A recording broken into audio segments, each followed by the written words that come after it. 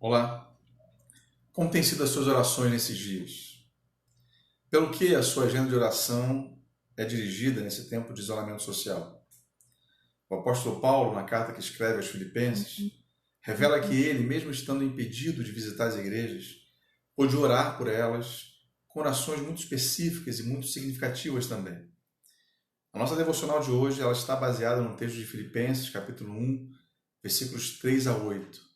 E o texto vai dizer assim: Agradeço a meu Deus toda vez que me lembro de vocês. Em todas as minhas orações em favor de vocês, sempre oro com alegria por causa da cooperação que vocês têm dado ao Evangelho, desde o primeiro dia até agora. Estou convencido de que aquele que começou boa obra em vocês vai completá-la até o dia de Cristo Jesus. É justo que eu assim me sinta a respeito de todos vocês, uma vez que os tenho em meu coração, pois quer nas correntes que me prendem, quer defendendo e confirmando o Evangelho, todos vocês participam comigo da graça de Deus. Deus é minha testemunha de como tenho saudade de todos vocês, com a profunda afeição de Cristo Jesus. O apóstolo Paulo, irmãos, inspirado pelo Espírito Santo, escreve aos Filipenses, nesse texto que nós lemos, revelando que a recordação cheia de gratidão produz uma oração cheia de adoração. O versículo 3 ele vai nos dar conta de que existem recordações maravilhosas da igreja de Filipos. Recordações que, na verdade, suscitam uma enxurrada de gratidão no apóstolo. Todos nós sabemos que existem recordações que nos machucam, que abatem o nosso espírito, que provocam dor. E eu não sei quanto a você, mas pessoalmente, para mim, algumas lembranças têm um potencial enorme de me colocar para baixo. Mas é muito significativo perceber que quando o apóstolo Paulo volta ao passado, nesses versículos aqui, e se lembra da igreja de Filipos, ele transborda de gratidão. É muito importante nos lembrarmos que Paulo ele foi preso na cidade de Filipos, ele foi humilhado diante do povo, quando ele foi colocado num tronco e açoitado ilegalmente. É bom nós lembrarmos que ele foi jogado numa prisão lá em Filipos. Mas também, irmãos, é muito significativo nos lembrarmos de que nessa mesma cidade, Paulo plantou uma igreja. Uma igreja que, de acordo com o que ele mesmo descreve no primeiro versículo do capítulo 4, foi a coroa da sua alegria. Foi nessa cidade que Paulo plantou uma igreja, irmãos, que foi a maior parceira do seu ministério. Uma igreja que o sustentou em Tessalônica, em Corinto e também o sustentou em Roma. Mas é muito interessante perceber também que o apóstolo Paulo ele não está grato apenas por suas boas recordações. Não há nenhum fato vivido na igreja de Filipos que seja capaz de produzir lágrimas de tristeza no apóstolo. Agora, sinceramente, irmãos, você acredita mesmo de que o apóstolo Paulo não tenha vivido dias difíceis nessa igreja? Você acredita mesmo que o seu ministério nessa igreja foi um mar de rosas durante todo o tempo? Você acredita que ele jamais experimentou oposição, por exemplo? Mas o que me chama a atenção é o fato, irmãos, de que, ao contrário de ele se deixar levar pelas dificuldades que certamente enfrentou durante o seu ministério, tudo o que ele traz em sua memória são fatos que o conduz a expressões e cânticos de louvor e adoração a Deus.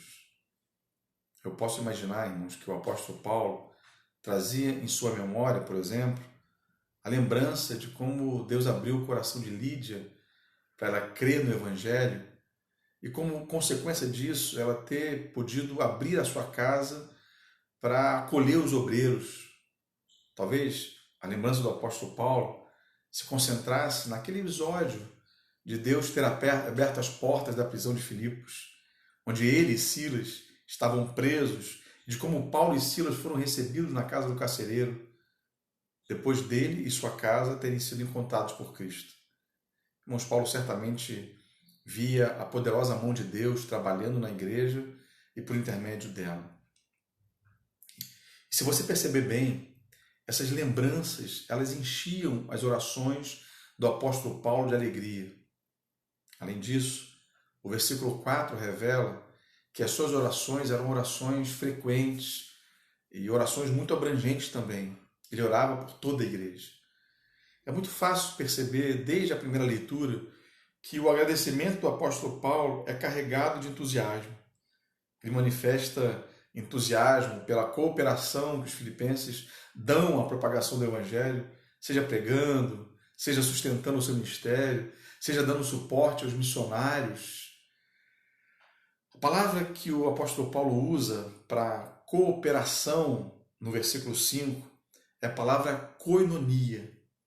Essa palavra, irmãos, transmite a ideia de que os filipenses eles não apenas aplaudiam os esforços de Paulo na divulgação do evangelho, mas eles se envolviam por meio da comunhão com ele e por meio da contribuição generosa ao ministério da proclamação da palavra. Os filipenses constantemente mostravam interesse pelo evangelho por meio de sua constante ajuda a Paulo. Eu posso imaginar quantos irmãos serviam naquela igreja de Filipos. No versículo 6, Paulo vê os crentes de Filipos como uma obra de Deus iniciada, continuada e completada. Afinal de contas, há uma convicção paulina aqui de que o mesmo Deus que começou essa boa obra da salvação neles iria completá-la, independente do cenário em que ele estava vivendo naquele momento. A convicção do apóstolo Paulo é de que Deus jamais deixa uma obra inacabada, jamais deixa um projeto no meio do caminho. No versículo 7, o apóstolo Paulo ressalta que os crentes de Filipos produzem frutos, e o produzem porque eles são participantes da graça de Deus. Deus está trabalhando neles, e onde Deus trabalha, a obra é completada. Ele aponta Deus como sendo o agente da salvação. É Ele quem escolhe, é Ele quem abre o coração, é Ele quem regenera, quem dá o arrependimento para a vida. Enfim, é Ele quem santifica e glorifica também. E finalmente, no verso 8, Paulo está dizendo que os crentes de Filipos povoavam a mente do apóstolo Paulo. Essa palavra saudade usada por Paulo aqui nesse versículo 8 é uma palavra que comunica um forte sentimento íntimo que brota das vísceras, brota das entranhas do apóstolo. Paulo ele sente tanta saudade desses irmãos, com tamanha intensidade, que ele chega a dizer que os ama com o coração de Cristo. É isso que ele quis dizer com profunda afeição de Cristo Jesus. É como se ele tivesse o mesmo coração de Cristo pela sua igreja. Irmãos, esse também é o sentimento que eu ouso dizer, que carrega o meu coração por vocês nesse tempo de quarentena.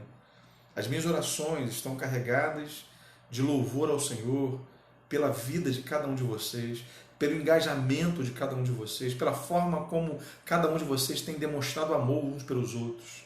Hoje, em especial, a minha oração é para que essa saudade que aumenta a cada dia durante a quarentena seja um fertilizante potente, capaz de adubar e enriquecer ainda mais a nossa comunhão em Cristo Jesus.